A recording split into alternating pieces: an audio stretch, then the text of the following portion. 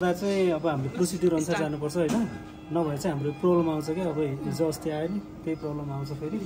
यसको लागि चाहिँ सुरुमा हाम्रो यहाँनिर यो इन्स्ट्रुमेन्टको सिम्बलमा जाने अनि यहाँनिर सेकेन्डमा रिप्लेस पोर्ट भन्ने हुन्छ के यो क्लिक गरेपछि अनि तपाईको यो अगाडि आउँछ के यो अघि भित्र थियो हैन बाहिर आयो नि यो भएपछि हामीले हातले निकाल्न मिल्यो नि त सजिलोसँग अनि यसलाई चाहिँ यसरी दुईतिर प्रेस गर्ने खिचेर अनि उता साइडमा निकाल्ने अनि फेरि यतापट्टि साइडमा यसरी निकाल्ने हामी पनि निकाल्ने हाल्नु पर्यो हैन पहिला एक साइड घुसाल्नु पहिला यतापट्टि साइडमा भएन निकाल्दा एक साइड अनि यतै तान्नु आफूतिरै तानेछु यस्तो गरे एकचोटि निक्लिन्छ नि फेरि आफूतिरै प्रेस गर्ने भएन बिना इन्स्ट्रक्सन स्याम्पल पोर्ट क्लिक नगरिकन निकाल्यो भने चाहिँ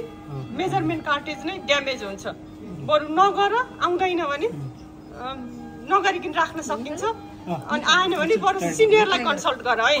यो धेरै पटक भइसक्यो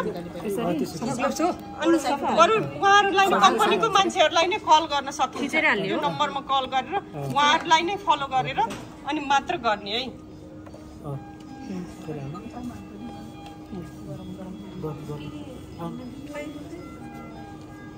दुईतिर प्रेस गर प्रेस आफै चेन्ज गर्नु भन्छ क्या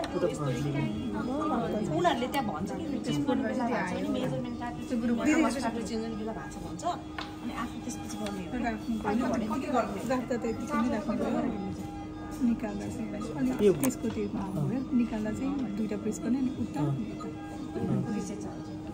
स्याम्पल पोर्टमा क्लिक चेन्जमा क्लिक नगरिकन गर्दा मेजरमेन्ट कार्टेज हाफ भन्दा धेरै ड्यामेज भयो यो हाम्रो केयरलेसको कारणले है नानी हो कोही बाँकी छ अनि त्यसपछि अब नेक्स्ट गर्दैन एक मिनेट देख्छ अब हुन्छ हैन यस्तो चाहिँ के आएको त्यो चाहिँ आउँछ नि प्रतिचोटि मेसेज यो आउँछ यो चाहिँ यसले वास गर्छ कि यो चेन्ज गरेपछि वास गर्छ एकचोटि यहाँ वास हुन्छ कि पोर्टलाई वास गर्दिन्छ पोर्टलाई चाहिँ वास गरिदिन्छ यसले स्याम्पल पोर्टलाई आउँदैन भने नगरौँ है त्यो जबरजस्ती स्याम्पल पोर्ट तान्ने होइन भन्छ